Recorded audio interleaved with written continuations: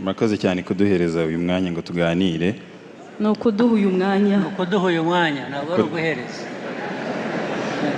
Uyikosore bisubiremo. Nyakubahwa Perezida wa Repubulika, murakoze cyane kuduha uyu mwanya ngo tuganire. Nge banyita Trésor Gashonga, ndi rwiyemezamirimo ukiri mutoya, mfite company bita Inshuti Foods Limited. Inshuti ni food brand itunganya urusenda cyangwa se twongerera agaciro igihingwa cy'urusenda, tukaba dukorana n'abahinzi basaga 100. Product zacu tukaba tuzicuruza hano mu Rwanda no mu masoko agiye atandukanye hirya no hino mu mahanga. Tukaba dufite na restaurant icuruza chicken wings cyangwa se inkoko ziba marinated amwe mu masauces dukora.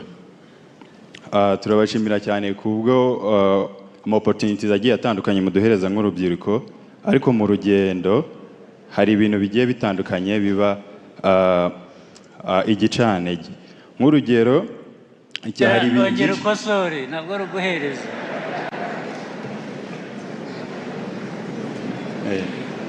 Turabashimiye cyane kubw'amahirwe atandukanye muduhereza.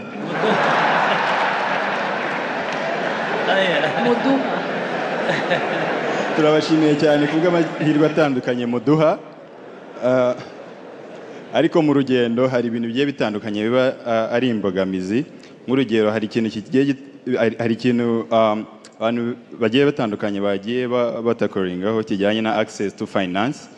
Nk'urugero nk'urubyiruko, buri gihe iyo ushatse kugana banki ushaka inguzanyo bigiye bagusaba collateral cyangwa se ingwate. Mu by'ukuri twebwe nk'urubyiruko ntabwo tuba dufite twese ingwate.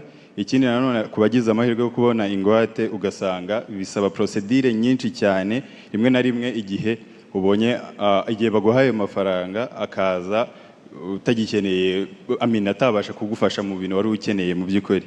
Tukaba twabasabaga Perezida wa Repubulika yuko amabanki n'abandi bafite mu nshingano yuko batureba icyoroshye, kubera yuko ntabwo twese tugira amalone. Urebye impact y'ibi bintu turimo tuvuga, yewe nk'urugero nk'urubyiruko, kampani yanjye ihereza akazi abantu 25, iha akazi abantu 25, ikaba inakorana n'abahinzi basaga 100, ariko bikunze ku buryo ki kubona amaloans mu buryo bworoshye byajya bishoboka. Mu gihe kingana n'imyaka 3 twabasha guhereza akazi abantu twabasha guha akazi abantu basaga 500, twabasha guha akazi abantu basaga 500. Ikindi tukabasha no kuba twafasha abahinzi basaga 1000. Ikindi tukabasha no kuba twakoreza ibyo dukora mu mahanga. Ikindi, Nyakubahwa Perezida wa Repubulika, dufite ikibazo gikomeye cyane kijyanye na packaging ku bantu bari muri business zo kongerera agaciro ibiribwa, aho usanga cyane tubwirizwa gukoresha eco-friendly packaging, ariko akenshi na kenshi ugasanga kuzibona biragoye hano. Wanazimportinga uzivanye hanze ugasanga wishyura imisoro myinshi, buryo usanga bibangamiye ubucuruzi dukora. Murakoze.